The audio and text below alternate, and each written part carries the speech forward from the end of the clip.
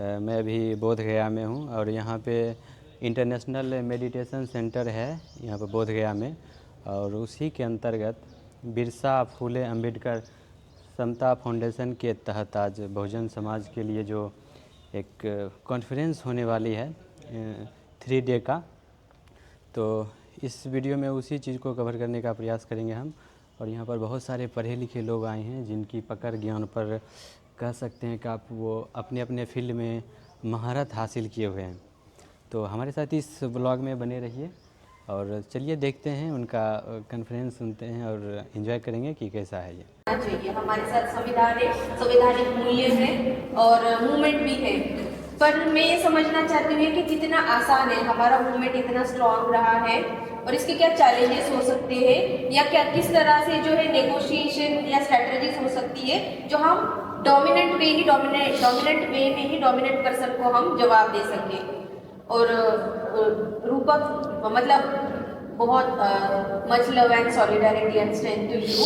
और डिसेबिलिटी पे I think कोई तीसरी ही बार मैंने खुद उस पर्सन से सुना है डिसेबिलिटी को लेके। तो मेरे 3 सवाल हैं आपसे। पहला कि डिफरेंट डिसेबिलिटी डिस्कोर्स में भी जो है लैंग्वेज को अगर देखा जाए तो कुछ लोग जो है वो खुद को आइडेंटिफाई करते हैं कि मैं डिसेबल हूँ, कुछ लोग हैं कि डिसेबल क्यों बोलते हो, मुझे डिफरेंटली एबल बोलते हैं। जो लैंग्वेज है, जो पर्सपेक्टिव है, उस पर कैसे हम थ्रू द कास्ट, जेंडर और सोशल लेंस से हम देखें कि कितना किसको डिसेबल या डिफरेंटली एबल बोलना चाहिए। दूसरा सवाल मेरा ये है कि जब डिसेबिलिटी की बात कर रहे हैं एज ए युवा, जैसे आपने बोला कि 3rd जनरेशन जो हमारी जनरेशन में बहुत सारी जिम्मेदारियां हैं, और अगर डिसेबिलिटी को लेकर डिस्कोर्स क्रिएट करना है तो क्या स्ट्रैटेजीज और वे फॉरवर्ड हो सकते हैं जो हमें आगे करना चाहिए। और तीसरा, जैसे आपने बात बोला कि कास्ट का मुद्दा जो है वो बहुत ही व्यापक है और लोग बात कर भी रहे हैं, पर फेमिनिज्म और जेंडर का जो मुद्दा है, अब जेंडर के बारे में हर कोई बात करके लिबरल दिख रहा है, कास्ट का नहीं करेगा, कास्ट उतना ही है एपॉलिटिकल, पर जेंडर की बात जरूर करते हैं। फिर आ गए सेक्सुअलिटी का भी, क्वियर मूवमेंट जो रहे हैं बात कर रहे हैं, ट्रांस मूवमेंट भी आ गए हैं। और अगर देखा जाए पॉलिटिकल स्पेक्ट्रम में या मूवमेंट में कि पहले पुरुषों के पास में जो थी सत्ता थी पॉलिटिकल रिप्रेजेंटेशन, फिर महिलाओं के लिए पॉलिसीज बनी, वो भी वहां तक आने लगे रिजर्व के लिए। फिर ट्रांस के भी बहुत दूर ही प्रतिशत ही होंगे कि ट्रांस पीपल जो है पॉलिटिकल पार्टीज में आ रहे हैं, रिप्रेजेंटेशन मिल रहा है। कैसे हम डिसेबिलिटी को भी वहां तक लेके जाए कि as a movement, as a representation हम सिर्फ सोशल ट्रांसफॉर्मेशन का ही नहीं, पॉलिटिकल रिजर्वेशन भी मांग रहे हैं और वहां पे डिसेबल पर्सन खुद अपने आप को रिप्रेजेंट कर रहे हैं। इसके बारे में हम कैसे इसको एक मूवमेंट देखें, रिप्रेजेंटेशन देखें, सोशल ट्रांसफॉर्मेशन के बेस से देखें, तो इसके ऊपर अगर आप बता सकते तो। डिसेबिलिटी इन हिंदू कास्ट सोसाइटी, डिसेबिलिटी है सोशली कंस्ट्रक्टेड, ये जो फिनोमेना है जो सोशली कंस्ट्रक्टेड है डिसेबिलिटी। पर हम इस वाले कंस्ट्रक्शन में हमारी अंडरस्टैंडिंग कैसे कितनी है और इस बात पे हम बहुत कम ही जाते हैं। तो डिसेबिलिटी की बात कर रहे हैं, तो जब डिसेबल्ड कम्युनिटी की बात कर रहे हैं तो आप डिसेबिलिटी का जो पहला ट्रॉमा होता है डिसेबल्ड के लिए, इंडिविजुअल डिसेबल्ड होता है, पहला ट्रॉमा होता है वो फैमिली में होता है। वो फर्स्ट ट्रॉमा डिसेबिलिटी का फेस करता है, एक्सपीरियंस करता है इनसाइड फैमिली, उसके रिलेटिव्स होते हैं। तो डिसेबिलिटी का स्लर जो सुनते हैं परिवार के बाहर की बात है, लार्जर सोसाइटी बाद में आती है, पर फैमिली पहले आती है। एक डिसेबल्ड के लिए हाईली ट्रोमेटाइज्ड स्पेस होता है फैमिली, उसके कजिन, उसके सिबलिंग्स, उसके रिलेटिव्स ही एक डिसेबिलिटी को लेकर काउंट देते हैं, स्लर यूज करते हैं। जैसे मुझे ही बोलते थे लंगड़ा, मतलब और इतना नॉर्मलाइज हो जाता है कि वो आपको नॉर्मल लगने लगता है। तो जब मैं बचपन में था तो मेरी माँ मुझे बताती है कि जब मेरी ट्रीटमेंट चल रहा था, जब पोलियो में जब मेरा ट्रीटमेंट चल रहा था, तो उसने लोग आप मुझे बताती है कि एक और डिसेबल्ड पर्सन था गांव में, जो कि वो उसके मोबिलिटी को लेकर काफ़ी ज़्यादा वल्नरेबल था। वो पैरों के सहारे, जमीन के सहारे, हाथ पैर के सहारे चलता था। तो उन्हें देखकर वो रोती थी कि मेरा बेटा कैसा होगा। फिर सेम सवाल आता है कि अगर मैं लड़की होता तो क्या मम्मी मेरी इतना कंसर्न करती? डिसेबिलिटी इतना ज़्यादा कंस्ट्रक्टेड वेरिएबल है कि डिसेबिलिटी आपको as a human resource recognise नहीं करता है कि आप एक ह्यूमन रिसोर्स भी, और एक बात जेंडर की आती है तो एक और ज़्यादा वल्नरेबिलिटी बढ़ जाती है कि आपको रिकॉग्नाइज नहीं करेगा। आपको अगर एक डिसेबल्ड गर्ल है तो उसको पेरेंट्स भेजेंगे नहीं पढ़ने के लिए, सोशल इन्वेस्टमेंट ही नहीं होता उसमें, डिसेबिलिटी को लेकर इन्वेस्टमेंट ही नहीं है। सिंस मैं मेल प्रिविलेज है, उन्होंने मुझे भेजा पढ़ने, उन्होंने मुझे समझा कि हाँ मैं एक ह्यूमन रिसोर्स हूँ। उनको था कि मैं उनके दिमाग में था कि ये तो डिसेबल्ड है, पढ़ लेगा तभी आगे जाएगा। क्या मैं लड़की होता, क्या ये थॉट उनके दिमाग में आता कि मैं पढ़ लूँगी तो अभी आगे जाऊँगा? क्या मेरे माँ बाप ने क्या आता? बहुत मुश्किल है बोल पाना कि आता, बहुत मुश्किल है। मेरे गांव में डिसेबल्ड फीमेल हैं, वो अनमैरिड है, अभी भी मेरे से बड़ी एज, अभी भी अनमैरिड, शादी नहीं हुई, और वो उनका फैमिली उस पर इन्वेस्ट भी नहीं किया एजुकेशन को लेकर। तो समझ सकते हो, उन्होंने रिसोर्स ही नहीं समझा कि हिंदू कास्ट सोसाइटी में अलाउ नहीं कर रहा है कि आपको ह्यूमन रिसोर्स एक्नॉलेज करे, वो अलाउ ही नहीं कर रहा है। We have a speaker, Rajesh Kumar, who is also a community. He is working for the Buddhist movement, Ambedkar movement. He is the founder of Buddhyan Sangha. He is also a writer. He also working among the masses for the Buddhist movement, philosophically and also academically. So, he is also one of the leading activists who recently were protesting against these appropriation and marginalization of the Buddhism in Brahminian tradition in India itself. So, he was also one of the leading activists. So, I welcome Rajesh for his work. I am simply talking about a simple school. It's very, very difficult. So now it is happening because of marginalization of the society, that is SC/ST, due to lack of literacy, which reflects the failure of the state. And here we find that Ambedkarite framework is becoming very, very relevant, as Dr. Ambedkar's philosophy centers on human dignity, equality, and the elimination of structural hierarchies that perpetuate the oppression, which is very much evident in the context of tribal, tribal situation, be it Jharkhand, be it Chhattisgarh, Bastar, right? Maharashtra, Tamil Nadu, Karnataka, where their entire, dignity is being snatched away. Okay, so his Baba Sahib critique of caste as a graded system of inequality, where each tier oppresses those below while being oppressed by those above, applies powerfully to understanding tribal marginalization in India's, environmental conservation regime or environmental politics.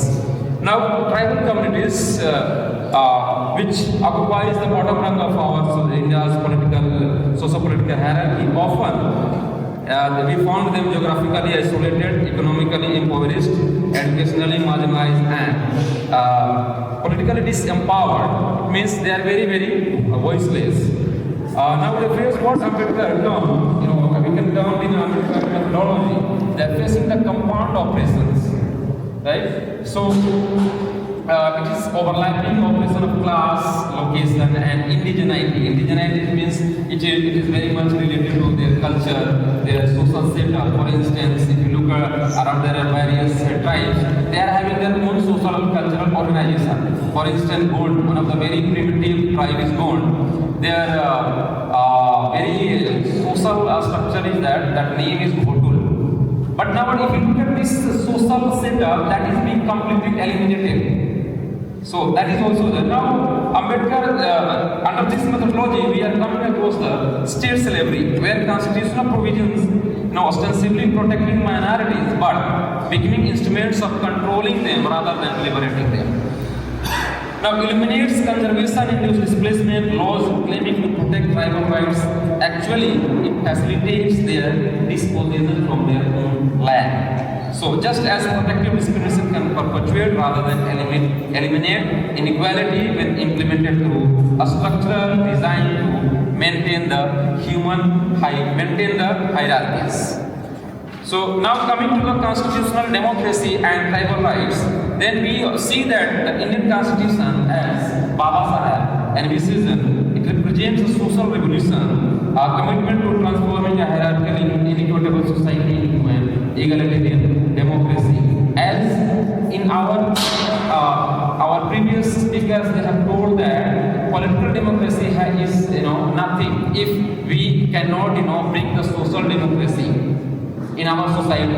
Otherwise, political democracy can only be a kind of safety valve, safety land. The way Britishers have utilized the concept of safety valve and safety land when they, help Indian people to establish their own, political parties, for instance, Indian National Congress and some other parties. It was nothing but to wind the time to lessen and reduce the intensity of political mobilization. So likewise, these things are working like that.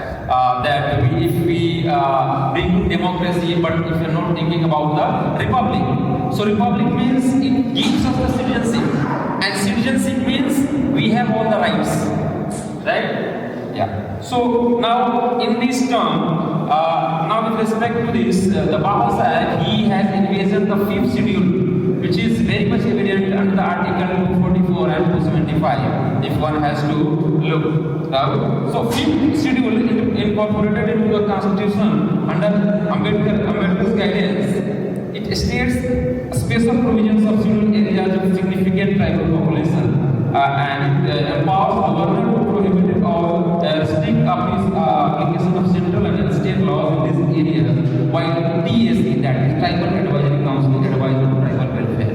But it's very difficult to see that see Tribal Advisory Council as a functioning entity. It's very difficult because even if you are talking about the various legislation, be it Wildlife Protection Act, be it Biodiversity Act 2002, which has been amended recently, or be it Forest Rights Act 2006, that has also been amended recently. But these things are disappeared from these forums.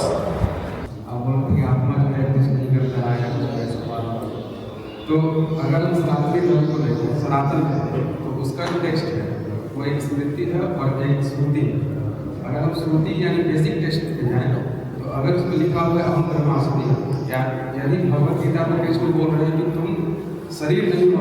अगर वो कह रहे हैं कि सामने वाले को तुम शरीर समझ लो, इसलिए तुम मुझ पर आवाज नहीं उठा पा रहे, तो तुम शरीर नहीं हो, तुम आत्मा हो। तो सामने वाला का अगर चेतना मर चुका है तो वो शरीर, वो सिर्फ सामने वाला अगर चेतना मरा हुआ है तो वो जिंदा नहीं है, वो मरा हुआ है, उसको मारना दोबारा काम नहीं है, तुम उठाओ तीर और चलाओ, वो पहले ही मरा हुआ है। तो वो आत्मा को अपने चेतना के हाईएस्ट पोटेंशियल की तरह डिफाइन करता है। अगर हम गौतम बुद्ध के फिलोसफी को लें तो ये भी कह रहे हैं कि अब दीपो भव, अपना प्रकाश अब स्वयं। और इनका भी कहना ये है कि डिजायर, मेरे संत कबीर को नहीं कहते माया ऐसी मूर्ति। तो डिजायर जो है, desire is problem of all your suffering.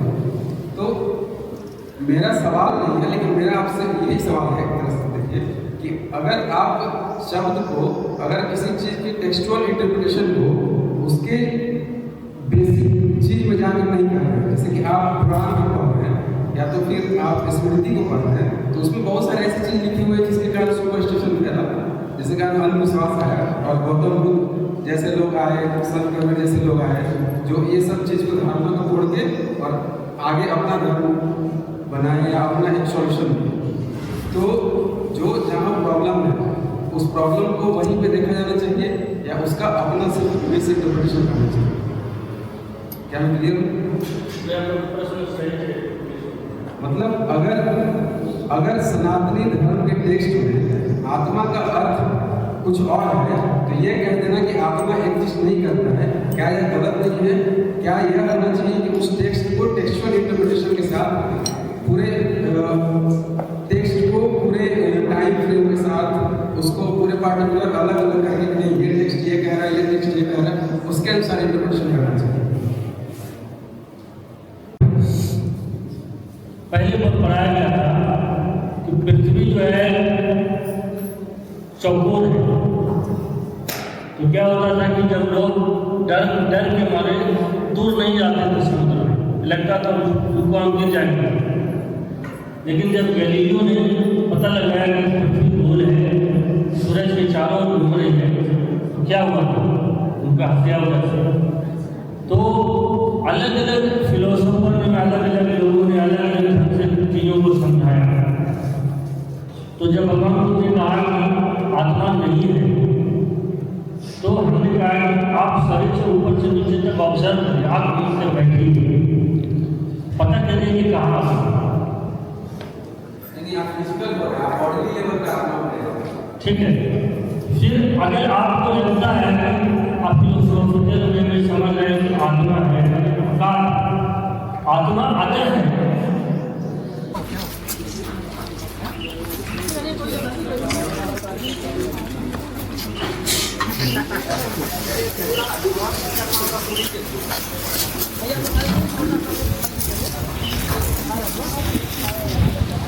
is for displaced communities navigating complex litigation without resources or legal illiteracy. Ambedkar also anticipated such contradiction, noting that DPSP without justiciability risks becoming mere rhetoric. His solution linking social movements to constitutional claims require empowered communities capable of Chandrapur में वहाँ पे Gond tribe बहुत ज़्यादा रहते हैं, ठीक है। Now 4 villages have been relocated from at other places.